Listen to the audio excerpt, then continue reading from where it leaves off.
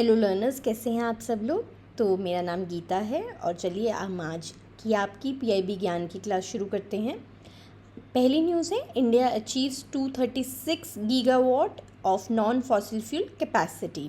तो देखिए डेली या कुछ टाइम बाद हम ये न्यूज़ पढ़ ही रहे हैं कि इंडिया ने नॉन रिन्यूएबल फ्यूल में ग्रीन हाइड्रोजन में एडिशन कर ली, न्यूक्लियर एनर्जी में एडिशन कर ली। डेली कुछ ना कुछ ऐसी न्यूज़ आती रहती है और ये बहुत अच्छी बात है, क्योंकि देखिए जैसे जैसे हम नॉन फॉसिल फ्यूल की तरफ जाएंगे, फॉसिल फ्यूल्स कम होंगे, कार्बन एमिशंस हमारे कम होंगे। तो एज ऑफ जून 2025 इंडिया की non fossil fuel power capacity 235.7 gigawatt हो चुकी है एंड इसमें बेसिकली 226.9 गीगावाट रिन्यूएबल से है और 8.8 गीगावाट न्यूक्लियर एनर्जी से है। तो हमारी जितनी टोटल कंट्री की इंस्टॉल्ड कैपेसिटी है 476 गीगावाट, उसका 49% अब हम लोग रिन्यूएबल एनर्जी सोर्सेज से आ रहा है हमें फ्यूल। एंड ये डेमोन्स्ट्रेट करता है कि इंडिया ने जो अपने खुद के कमिटमेंट्स लिए हुए हैं under national energy transition mission, तो नेशनल एनर्जी ट्रांजिशन मिशन के अंतर्गत हम लोग बेसिकली नॉन रिन्यूएबल सोर्सेज से रिन्यूएबल सोर्सेज की तरह शिफ्ट करना चाहते हैं हमारी एनर्जी को। तो इस मिशन के अंतर्गत अब हम 50% नॉन फॉसिल फ्यूल एनर्जी का गोल 2030 तक अचीव कर जाएंगे एंड हम लोग 100% चाहते हैं बाय 2070। और देखिए बहुत ज़्यादा हमने देखा है कि कैपिटल फ़्लो भी इस सेक्टर की तरफ हो रहा है। सरकार सब्सिडीज़ भी प्रोवाइड कर रही हैं। अगर आप लोगों के घर में, आप लोगों में से किसी ने सोलर पैनल्स इंस्टॉल करवाए हैं या फिर आपके आसपास किसी ने करवाए हैं, तो आपने सुना होगा कि उनको सब्सिडी मिली है। तो सरकार बहुत सारी स्कीम्स भी ला रही हैं, कैपिटल का भी पूरा इन्फ्यूजन कर रही है इस सेक्टर को बढ़ोतरी देने के लिए। और हमारा जो इंडिया का पेरिस एग्रीमेंट में कमिटमेंट है to be net zero by 2070, वो भी हमें फुलफ़िल करने में मदद करेगा। नेक्स्ट है, university numbers reach 1338 in India. तो इंडिया में जो यूनिवर्सिटीज़ के नंबर हैं 2014-15 में सिर्फ 760 होते थे और आज की डेट में ये 1338 हो चुके हैं। एंड IITs के भी देखिए नंबर 16 to 23 हुए हैं, IIMs 13 to 21, AIIMS 7 to 20 expand किए गए हैं। बेसिकली जो भी गवर्नमेंट के इंस्टीट्यूट्स हैं उसमें भी गवर्नमेंट फुल कैपिटल इन्फ्यूजन कर रही है इस सेक्टर में। और देखिए जैसे जैसे कॉलेजेस, हायर एजुकेशन के इंस्टीट्यूट्स बढ़ेंगे तो उससे स्किल ट्रेनिंग लोगों की बेटर होगी और हमारी जो पॉपुलेशन पढ़ना चाहती है, जितनी भी पढ़ना चाहती है, उनकी कॉलेजेस में एनरोलमेंट रेशो बेटर होगी। तो गवर्नमेंट की स्कीम्स क्या क्या हैं एजुकेशन सेक्टर में जिसने ये यूनिवर्सिटी नंबर्स को बढ़ोतरी दी है।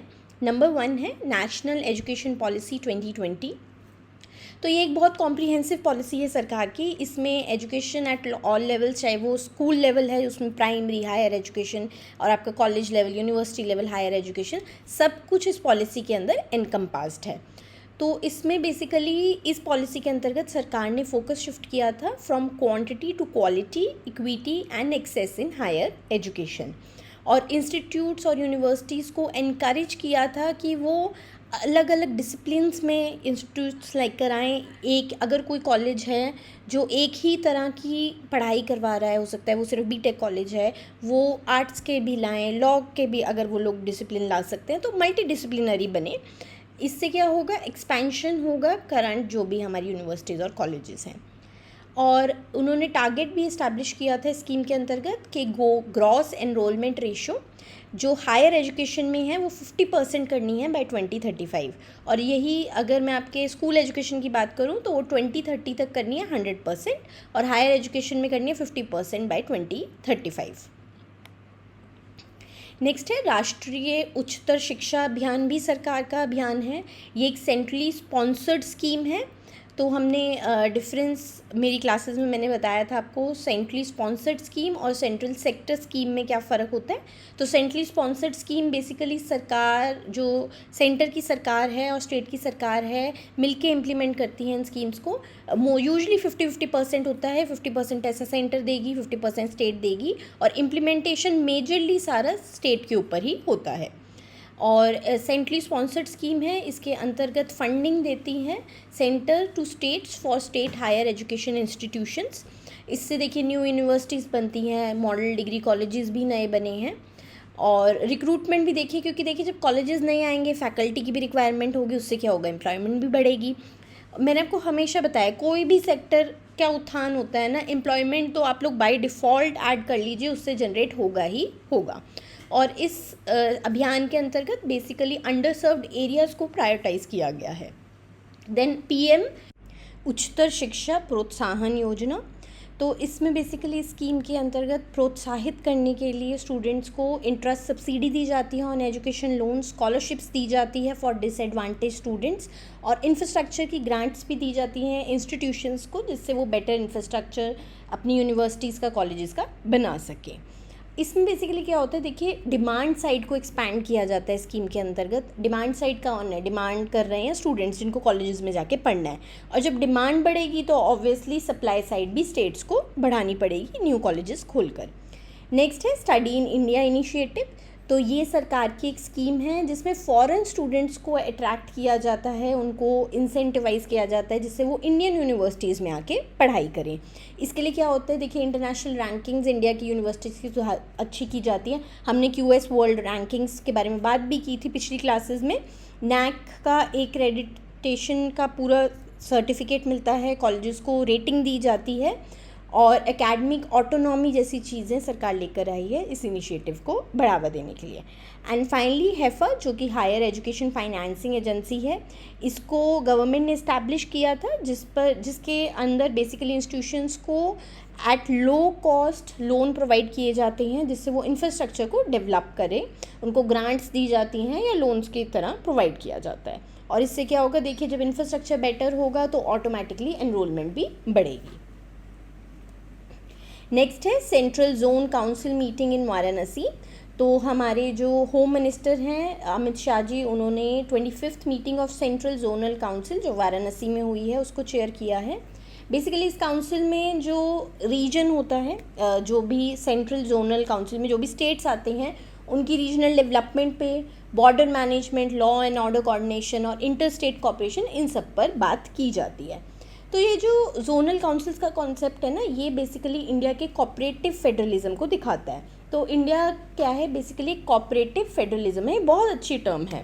कोऑपरेटिव फेडरलिज्म का मतलब होता है कि यहाँ पे जो सेंटर और स्टेट्स है ना, वो आपस में मिलके चलते हैं, एक दूसरे को कोऑपरेट करके चलते हैं।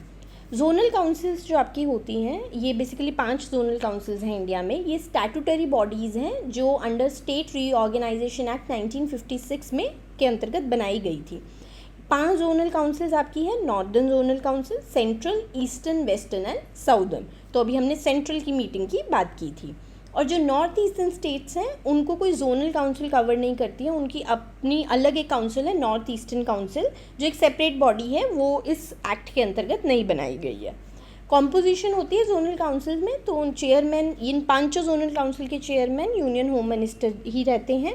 वाइस चेयरमैन होंगे chief minister of the host state, तो बाय रोटेशन जो जो स्टेट इसको होस्ट करता है उसके चीफ मिनिस्टर्स के वाइस चेयरमैन बनते हैं। मेंबर्स होते हैं chief ministers and governors of the member states and administrators of UTs. और अलग अलग मिनिस्टर्स ऑफ रेलिवेंट डिपार्टमेंट्स को इनवाइट किया जाता है, अगर मानिए किसी रिगार्डिंग पर्टिकुलर मिनिस्ट्री के ही कोई उनको डिस्कशन करनी है तो उनके मिनिस्टर्स को इनवाइट भी किया जाता है। नेक्स्ट है INS तेग कंक्लूड्स डिप्लॉयमेंट इन मॉरिशियस, तो ये INS तेग एक स्टेल्थ फ्रीगेट है from India's western naval command, जो अभी उन्होंने अपनी पोर्ट कॉल कंप्लीट की है इन पोर्ट लुई मॉरिशियस। तो stealth freight basically stealth technology को यूज़ करती है। ये एक वॉरशिप है इंडिया की। जो स्टेल्थ टेक्नोलॉजी है उसमें क्या होता है, बेसिकली इस टेक्नोलॉजी को यूज़ करके ना जो आपकी शिप्स होती हैं वो हार्ड टू डिटेक्ट हो जाती हैं। तो इसमें बेसिकली इनका रेडार, इंफ्रारेड, एकाउस्टिक सिग्नेचर, इन सबको रिड्यूस कर दिया जाता है जिससे इनको इजीली डिटेक्ट ना किया जा सके, और इन शिप्स को सर्विलेंस, एस्कॉर्ट मिशंस और नेवल वॉरफेयर में यूज़ किया जाता है। तो देखिए पोर्ट लुई में उन्होंने मॉरिशस से आई हैं अभी वापस, तो ये हमारी नेवल डिप्लोमेसी को दिखाता है। हम लोग मॉरिशस के साथ अपनी डिप्लोमेसी को बढ़ा रहे हैं, क्योंकि ये हम अपने इंडो पैसिफिक स्ट्रैटेजी के अंतर्गत कर रहे हैं।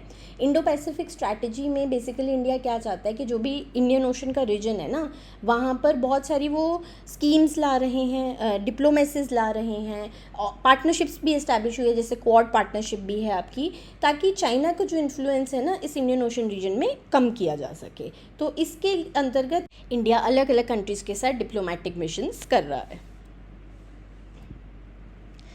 तो बैंकर्स यूनिवर्सिटी आपके लिए एक फ्री पीडीएफ लेके आया है, जो आपके आरबीआई ग्रेड वी के लिए कंप्लीट गाइड का काम करेगी। इसमें आपको सिलेबस दिया जाएगा, time table, sources plus tips दिए जाएंगे इस पेपर को क्लियर करने के लिए। इस पीडीएफ को आप वीडियो के डिस्क्रिप्शन में दिए गए लिंक पर जाकर ले सकते हैं।